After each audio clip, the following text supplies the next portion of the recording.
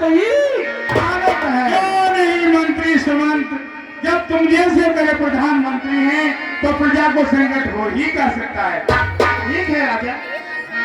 जब तेरा ब्याहे घर आए,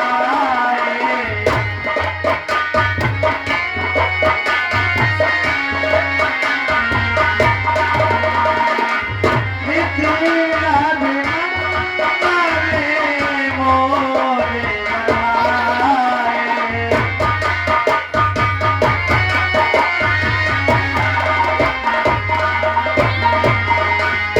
सब विध सब पूरे लोग सुखारी रामा रामा हारे। एक समाज सहत समाना रामा राज समाज राज विरागा।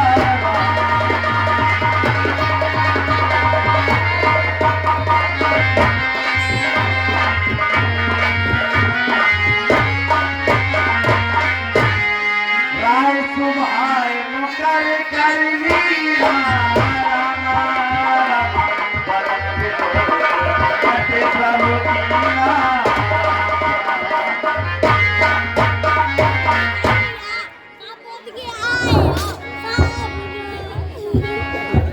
मंत्री सुमंत, कहिए राजा। बहुत समय हो चुका है, मैंने अपने राज मुकुट के लिए देखा नहीं। एक दर्पण लेकर के आओ और मुझे ये प्रतीत होता है कि मेरा मुकुट को सीधा दिखाई नहीं देता है। मैं दर्पण में देख करके अपना मुकुट सीधा करूंगा। एक दर्पण लेकर के आओ। ठीक है राजा। मंत्री सुमंत, कहिए महाराज। मंत्री सुमंत, मुझे दिखाई दे रहा है कि मेरे कानों के पास कुछ बाल सफेद हो गए हैं। मंत्री सुमंत, ये मुझे बुढ़ापे का उपदेश दे रहे हैं। विशेष बात यह है कि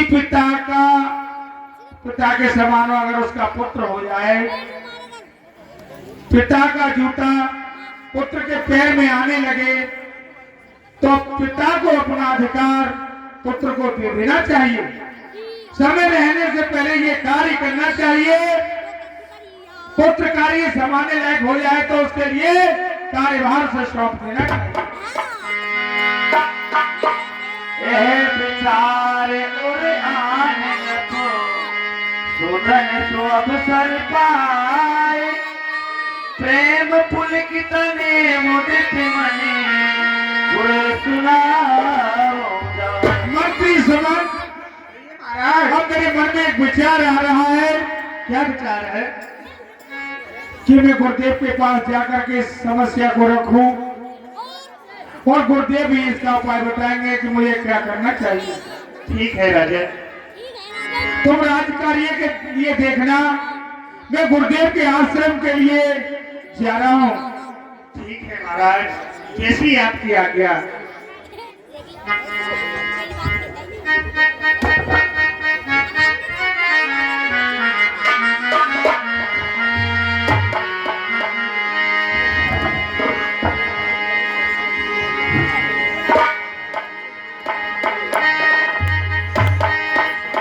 मुक्ति का कोई तू ये तन कर ले, मुझे थोड़ा थोड़ा प्रभु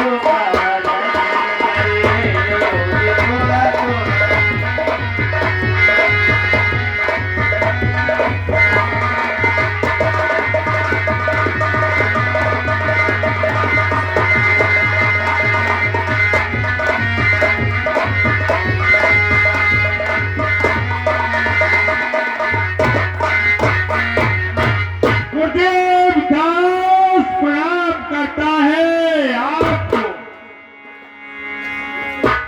राजन, ईश्वर बढ़ाए आपके आपको कल्याण मत राजन।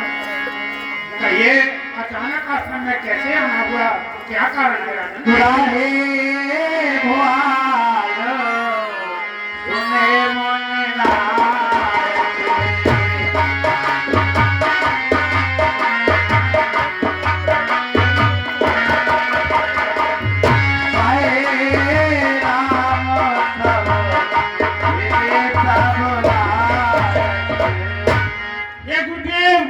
कहिए आपके कथनानुसार सभी कार्य पूर्ण हुए, क्योंकि मैं एक निर्वंशी राजा था और आपके कहने से मेरे घर में 4 पुत्रों का जन्म हुआ। मेरे सभी मनोरथ पूर्ण हो गए, लेकिन एक विचार लेकर के, एक विचार विमर्श करने के लिए मैं आपके पास आया हूँ। गुरुदेव, मैं चाहता हूँ कि गुरुदेव से आज्ञा ली जाए। गुरुदेव क्या आज्ञा देंगे? एक विचार करने के लिए मैं आपके पास आया हूँ। हे गुरुदेव, राम सब विधि लायक, समझदार, होशियार हो गया है। अब मेरे मन में एक विचार आ रहा है। क्या विचार है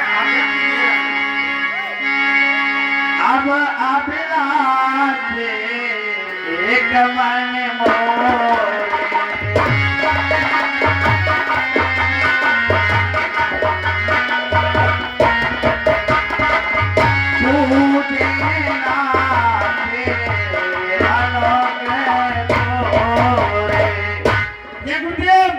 मेरे मन में एक अभिलाषा उत्पन्न हो रही है, जिसका कि आप ही निवारण कर सकते हैं। ये राजन, क्या इच्छा है तुम्हारे मन में? वो तो सही नहीं। ये गुरुदेव, ये देव उतरता आता है, अपना ये प्रेत जमाता, देखिए सूखता जाता है अपना ये प्रेत अवस्था। वृद्ध अवस्था गुरुदेव, वृद्ध अवस्था रानी है, तरुण अवस्था बाकी है। मेरे सोने ही सोने में हो रही चांदी है। पिछले पुरखाओं के समान गुरुदेव, पिछले पुरखाओं के समान प्रभु मुझे तपोवर जाने में हो गया राज के युग राम। अब उसको राज यही विचार मैं लेकर आया हूँ गुरुदेव कि राम सब विधि लायक हो गया है, राज के लायक राजा बनने योग्य है। उसमें जितने भी गुण हैं, धर्म के हैं, मर्म ज्ञान है, दूरदर्शी है, प्रतिभावान है, सभी उसमें गुण उत्पन्न है। इसलिए वो राजा बन जाना चाहिए। मेरा ये मन कहता है कि मैं अपने समक्ष ही राम को युवराज पद दे दूं और मैं घर में तपस्या बांध प्रश्न लेकर के और घर में तपस्या करने के लिए ये आपका विचार अत्युत्तम निर्णय है, अवश्य पूर्ण होगा। एक विलंब न करे को सजे समझ समाज, सुदिन सुमंगले तवे जब राम कहिए गुरुदेव, आप धराधाम पर एक विलक्षण पुण्यात्मा राजा हैं। आपका तो नाम ही हर का अनुगमन करने वाला है। राजन, आपके प्रेम के कारण पूर्ण ब्रह्म परमात्मा श्री राम आपके प्रेम के बस में होकर के आपके यहाँ पुत्र रूप में आए हुए हैं। क्यों ना आपका ऐसा उत्तम मनोरथ हो। राजन, ये गुरुदेव, फल आपकी तो इच्छा उत्पन्न होने से पहले फल उत्पन्न हो जाता है। राजन, गुरुदेव, आपके कथना से आपकी ही कृपा है जो सभी कार्य मेरे पूर्ण हो जाते हैं। राजन, अब शुभ समय तब होगा जब राम युवराज पद पर बैठेंगे। इस आप में उत्तम मनोरथ की तैयारी के लिए अति शीघ्रता कीजिए, जाकर सभी तैयारियां कराइए और राम के लिए युवराज पद अवश्य दीजिए। लेकिन वन में जाने की बात कही, ऐसा कुछ अनिवार्य नहीं है।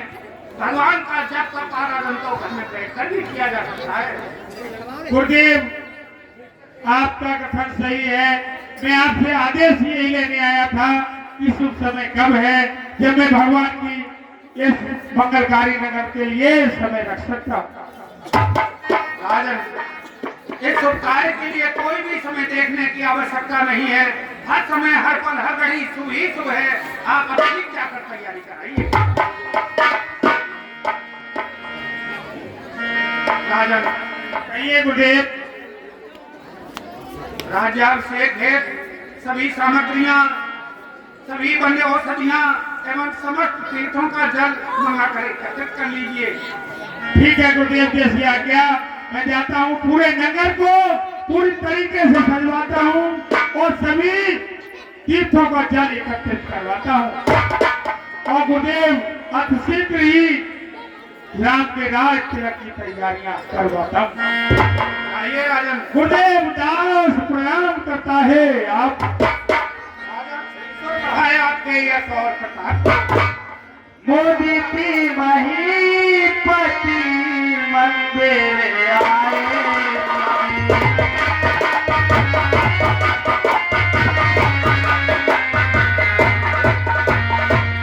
सेवक सचिव सुमंत बुलाए।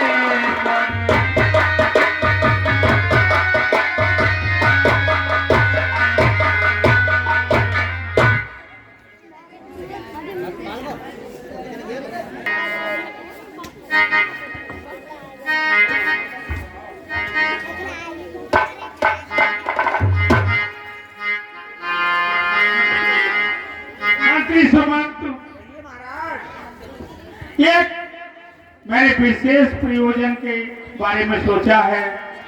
अब मेरी जितनी भी सभाएं हैं, विधानसभा है, लोकसभा है, राज्यसभा है, पंचायत सभा है, जिला सभा है, सबके लिए एकत्रित कीजिए, जिसमें मैं एक अपना विचार जनता के सामने प्रस्तुत करना चाहता हूँ। ठीक है राजन, जितनी सम्राट की समाज है वो एकत्रित की जाए। एकत्रित कीजिए, सबको बुलाइए। जैसी आज्ञा महाराज। बोलो इकट्ठे बोलो।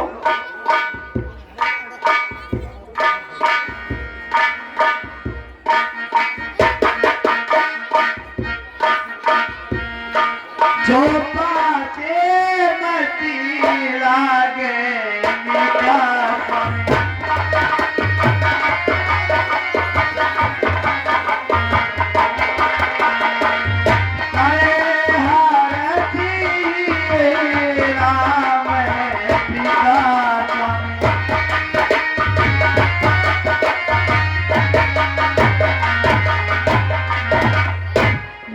सुमंत, सभी सभाएं एकत्रित हैं। देखिए, सब समाज के सामने मैं एक अपना मत रखना चाहता हूं, जिसमें कि पूरी सर्व समाज का मुझे भारी मत चाहिए, सबकी सहमति चाहिए, जिस कार्य के लिए मैं कर सकूं। ठीक है राजन, वो अपना मत प्रकट करिए। देखिए, परमात्म मार्ग में ही हम जीवन शेष बिताएंगे।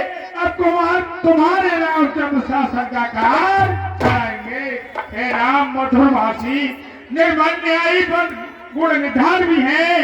वो जो कुछ चाहिए राजा में, वो सभी राम के दर से है। इसलिए वही राजा हो तब और राज से मिलते हैं। ये सभा बुलाई इसीलिए, ये सभा बुलाई इसीलिए समझे जनता की रुचि क्या है। अधिकार संभाले रामचंद्र, इसमें सबकी राजन। अति उत्तम विचार है तुम्हारा। आप चक्रवर्ती सम्राट हो, नीतिज्ञवान हो, धर्मवान हो और ज्ञानवान भी हो। अति उत्तम विचार है महाराज। मंत्री सुमंत, विशेष बात एक और है, कहिए कि राम के राज तिलक की तैयारी के लिए गुरुदेव पश्चिम ने कहा है कि जितने भी तीर्थ है संसार में, उनके सब जल को एकत्रित कीजिए, सभी तीर्थों का जल मंगाइए। महाराज, आप चिंता न करें, हम सभी तीर्थों का जल एकत्र कर लेते हैं। राज तिलक की सभी संपूर्ण तैयारियां कीजिए, सभी सामग्रियां एकत्रित कीजिए। अयोध्यापुरी को ऐसे सजाइए जैसे कि एकदम बैकुंठपुरी लगे। इतनी सुंदर अयोध्या नगरी हो जाए कि चमक धमक हर तरफ ऐसी हो जाए, ये मालूम पड़े कि कोई आयोजन किया जा रहा है। जैसी आज्ञा महाराज। ठीक है मंत्री सुमंत, मैं आज की कचहरी को यही बर्खास्त करता हूँ और तुम ये जो मैंने तुम्हें कार्य बताए हैं वो सभी कार्य के लिए छोड़ कीजिए। ठीक है महाराज।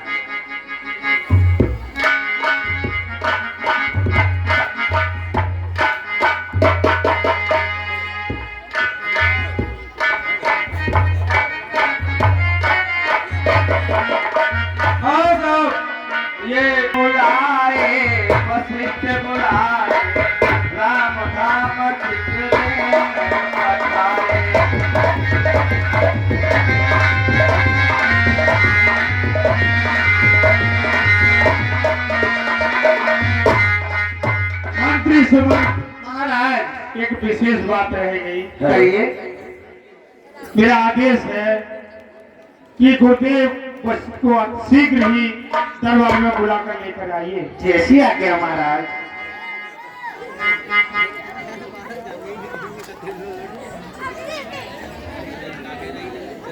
गुरुदेव दास प्रणाम करता है आपको। राजन ईश्वर बढ़ाए तुम्हारे यश और प्रताप को।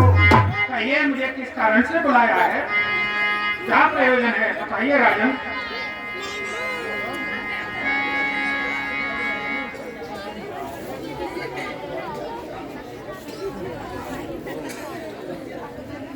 गुरुदेव कहिए राजन। मेरे मन में एक विचार उत्पन्न हो गया।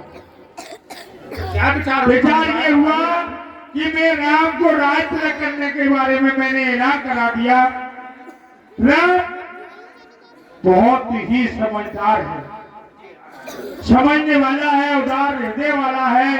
कहीं ये न समझ जाए कि हम 4 भाई हैं और चारों भाइयों में से मुझे ही राज क्यों दिया जा रहा है, और वो राज करने के लिए तैयार नहीं होगा।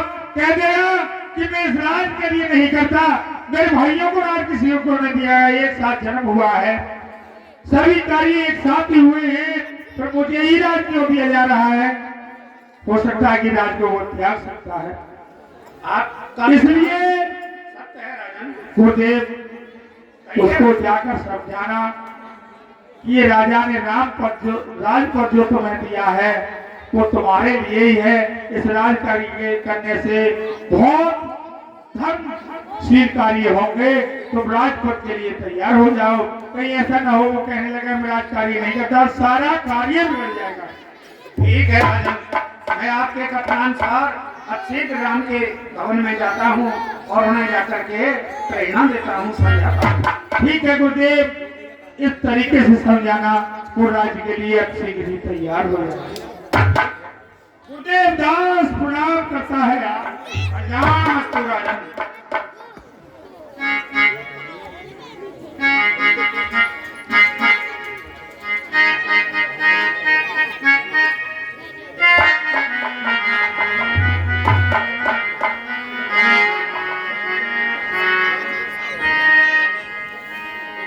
संगत करे अच्छे लोगों की, संगत करे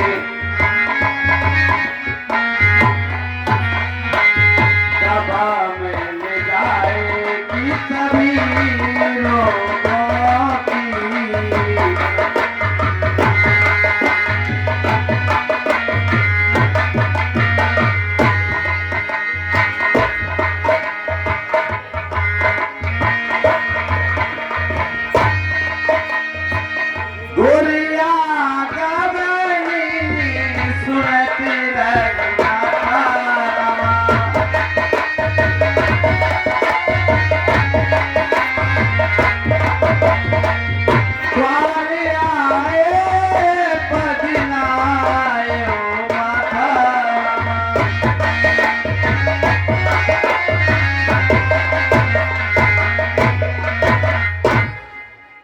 देव के चरणों में राम का प्रणाम स्वीकार।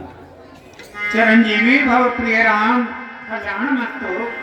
सादर अर्घ थे घर आने, सोरे भात पूज।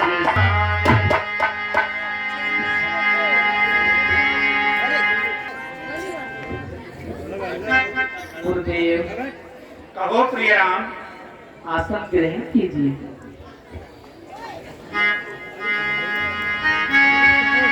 तेरे चरण से सहत बहोरे,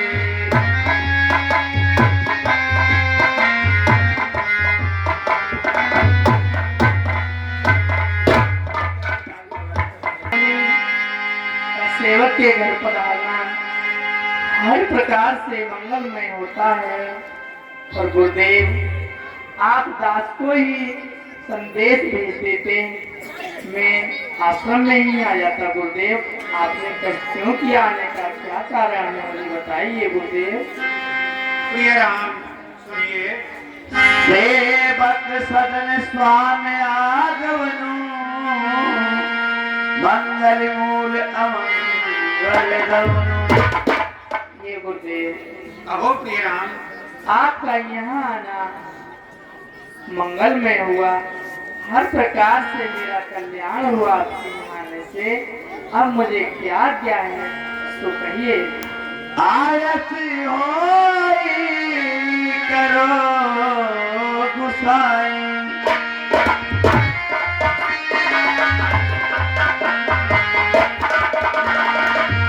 सेवक मैं स्वामी से पुकारे।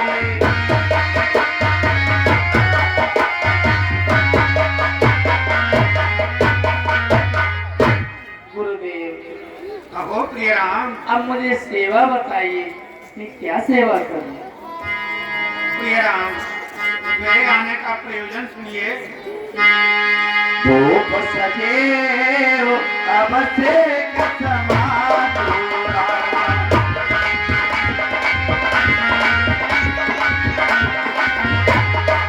चाहते मैं तुम्हें बुला दूरा।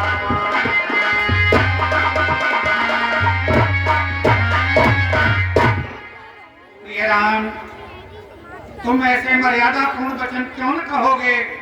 क्यों कि आप मर्यादा पुरुषोत्तम हो, रकुल शिरोमणि हो।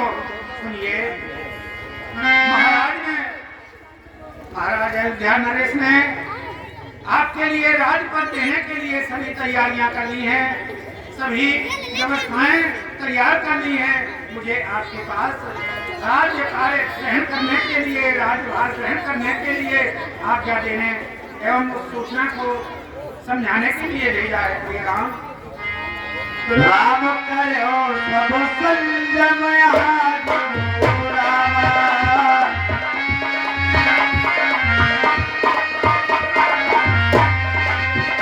रामा जो विधि कुशल निभाए काजू रामा।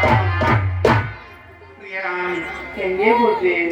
जो राज्याभिषेक हेतु जो भी नियम संयम व्रत होते हैं उनको कीजिए, ताकि विधाता इस शुभ कार्य के लिए सफल संपन्न करा दे। किसी प्रकार का संकोच मन में न करके मेरी आज्ञा को सर्वधार्य करके इस कार्य के लिए आप निसंकोच तत्पर हो जाइए। बस इसी प्रयोजन को लेकर के मैं तुम्हारे पास आया था। जन में एक संग सब भाई स्वामी,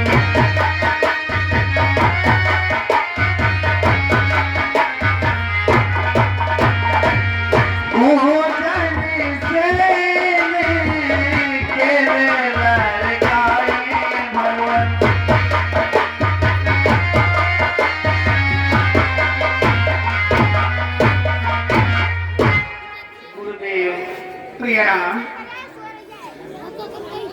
ऐसे तो आपकी आज्ञा का पालन करना मेरा परम कर्तव्य है, पर मेरी समझ में एक बात नहीं आई कि हम चारों भाइयों ने एक साथ जन्म लिया, हम चारों भाई एक ही साथ खेले हैं, एक ही साथ पढ़े हैं, एक ही साथ हमारा विवाह हुआ है।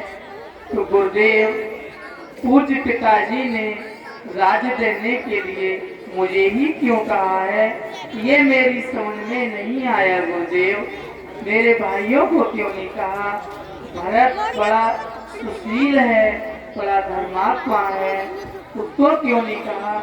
मुझे ही राज के लिए क्यों कहा है? गुरुदेव, प्रिय राम, आप सभी भाइयों में बड़े हो, आपका ही अधिकार बनता है राजपद पर। राजपद आपको ही ग्रहण करना चाहिए और मन में किसी प्रकार की ग्लानि मत कीजिए। आप जब राजपद पर सुशोभित होंगे तो प्रजा, आपके सभी भाई, आपके पिता एवं हमारा भी हृदय इस चीज के लिए सहमत हो रहा है। आप इसमें कोई संकोच करने की आवश्यकता नहीं। तुम्हारे भैया भरत, लक्ष्मण और शत्रुघ्न अत्यंत ही प्रसन्न होंगे। उनके लिए इस प्रकार का कोई भाव उनके मन में नहीं होगा कि राजभर भैया को क्यों ले लिया, हमें क्यों नहीं, हमारा भी तो इसमें भाग था।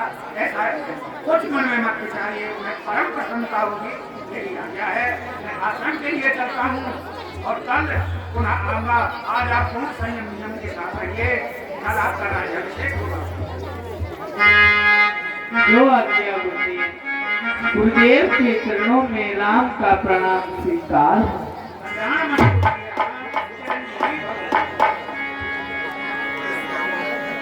देखिए प्रिय श्रोतागण, इधर भगवान राम जी की तैयारी राज्य की चल रही है, उधर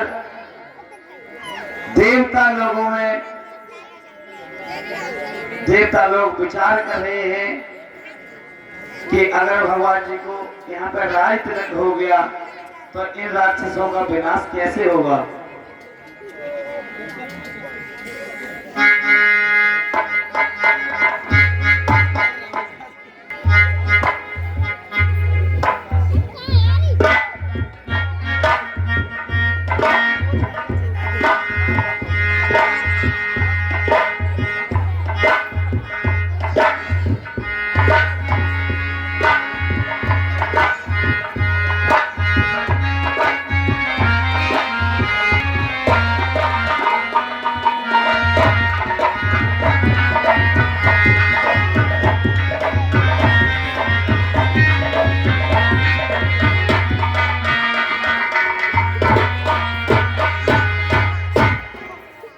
अरे देवताओं, तुम्हें कुछ हमें कहा है ये देखो, भगवान जी का राज तिलक होने को जा रहा है और अगर यहाँ पर भगवान जी का राज तिलक हो गया तो ये जितने भी राक्षस हैं वो किस प्रकार से मरेंगे। हाँ भैया, अरे देवताओं देखो, प्रभु ने आश्वासन दिया था कि मैं अवतार लेकर के दुष्टों का संहार करके पृथ्वी को और देवताओं को, संत साधुओं को भय से मुक्त करूंगा। लेकिन प्रभु का तो महाराज दशरथ राज्याभिषेक करने जा रहे हैं। यदि वे राजकाज में लग गए तो फिर हम तुमको सब बंदी खाने में पड़े रह जाएंगे, फिर कोई उपाय नहीं है। इसलिए कोई कुछ न कुछ छल प्रपंच का उपाय सोचिए। ऐसे समय में भैया, हाँ बताओ क्या मेरा मत एक है, बताइए। अगर आप सब लोगों का सम्मत हो और विचार हो तो कहूँ। बिल्कुल कहिए, बहुत जल्दी कहिए। भैया, मेरा तो विचार ये है कि माँ सरस्वती की वंदना करके उनको बुला लेना चाहिए। ठीक, हाँ भाई, बुद्धि की पदायनी वही है। हाँ, बिल्कुल। उल्टी को सीधी, सीधी को उल्टी उल्टी। चाहे जब के सकती है। हाँ। हाँ ठीक कहा आपने। हरि तीरा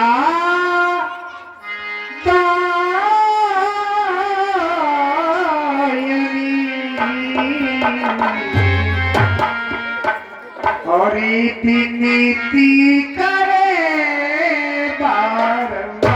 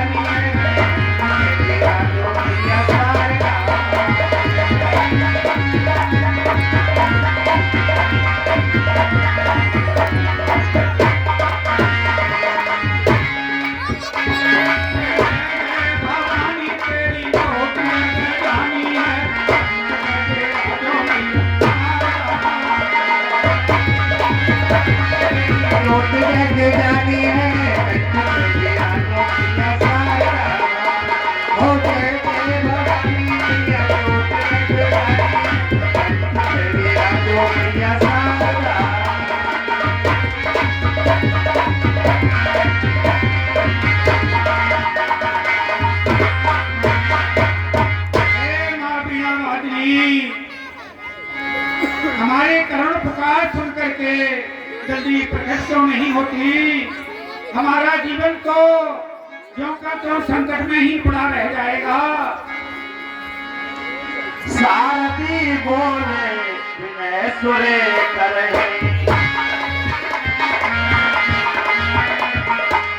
बारे बारे पायले पड़े।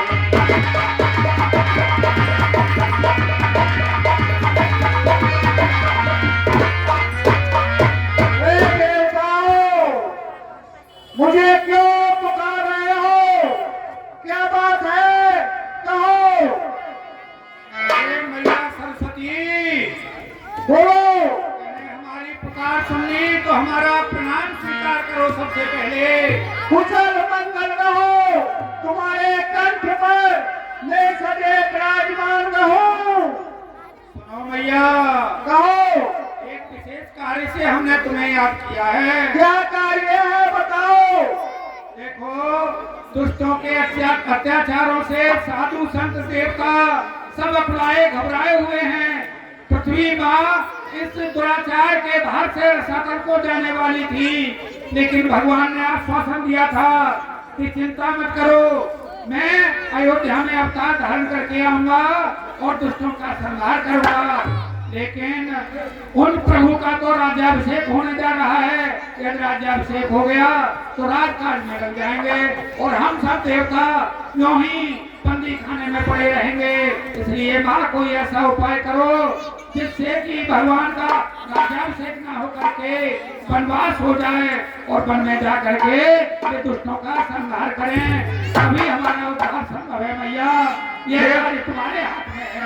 देवताओं सुनो, ऊंच निवास नीच कर टूटी, आप देवता होकर के भी मुझे इस कार्य के लिए अग्रह कर रहे हैं कि संसार को रचने वाले श्री राम, उनके लिए वनवास आने के लिए मेरे लिए आगे अनौती कर रहे हैं कि कंठ पर बैठकर राज न होने के कारण वनवास करा दिया जाए। यही चाह रहे हैं ना? भैया सुन, जो तुम कह रही हो वह समयोचित ठीक है, लेकिन जो हम विनती कर रहे हैं उस कार्य को भी आप करोगे तो आप इसमें पुण्य और परमार्थ भी है, क्योंकि हमारे तथा माँ पृथ्वी के संकट दूर हो जाएंगे। इसमें आपको कोई दोष नहीं लगेगा। इसलिए माँ, हमारी करवत विनती को सादर स्वीकार कर लीजिए। ठीक है देवताओं, मैं तुम्हारा कहना अवश्य करूंगी, अवश्य करूंगी, अवश्य करूंगी। ओ शारदा मैया की जय।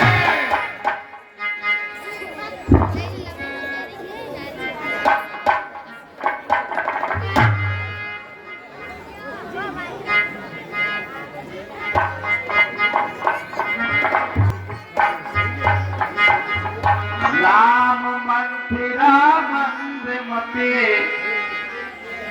चेरी के कई तेर, अधस पितारी ताहि कर गई गिरा मत घेर। सुनो, आज तो अपनी अयोध्या की शोभा कुछ और ही लग रही है। भैया देखी मंदिरा नगरे बनावा,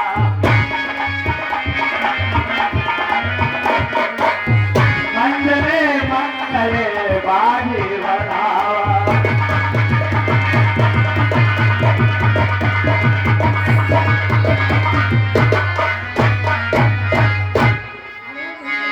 पूछते लोग ने काहर छाओ,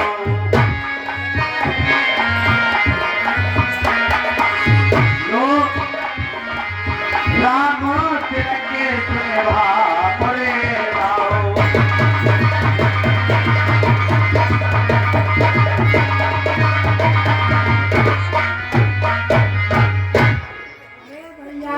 तो थोड़ा ये बताओ कि ये कैसे नगर चलाओ जाओ? मंत्रा मैया पहले तो हमारे प्रणाम ले। हाँ चलेंगे। हाँ अब क्या बात है, क्या पूछ रही है बता। हाँ अब क्या पूछ रही है, तुझे बता। मैं जो कह रही हूँ हाँ कि जो रोज पूरी चौक सजाई जाए। अरे तो पतो ही ना। हाँ मैं कौन बता रहा हूँ, मैं बूढ़ी हूँ। अरे तो सब माले में छल रही है तू हमें। जब मौके जमा राजमहल में तू रहते तो क्या बात नहीं ना मालूम। और बेटा देख जब जवानी आई तब तो से पीछे पीछे दूर। अच्छा कौन है? नगर की सजावट का तुझे सही पता नहीं किस लिए की जा रही है। तो बेटा ताऊ ना बताई। अच्छा तो देख कल भगवान श्री राम का राज्याभिषेक होगा, महाराज उनको राजपद देंगे, इसलिए राम राजा बनेंगे। इस उपलक्ष्य में नगर की सजावट कराई जा रही है, राज्याभिषेक की सब तैयारियां हो रही हैं। राम तू राजी नहीं है हाँ तो पहले तो बचन दे चुके कि ही कोई लड़का राजा हो तो और भूल गए। हमें नहीं पता। उन्हें क्या राम मान जी को भी कई मैया बहुत स्नेह करती हैं, उन्हें बहुत प्रसन्नता होगी। बता दी। ये क्या कह रही है? मैं जाती हूँ बस तो पिता के कैसे कटना है तो चलिए किधरी बात क्या करें अब मैं जा रहा हूँ।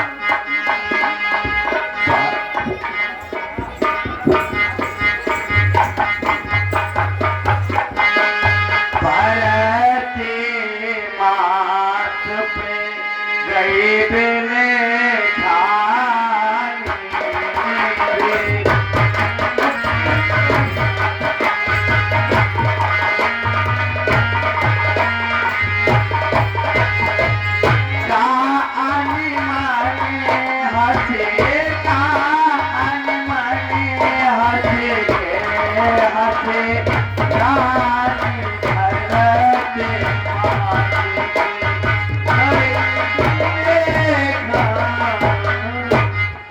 ओ रानी जू मैं बामन लगती हूँ। खुश रहो दासी। दासी मंत्रा, हाँ रानी जी ये तेरा क्या हाल है? मेरो हाल के मत पूछो, आज तो मेरो जे हाल है कल तुम्हारा नहीं होगा।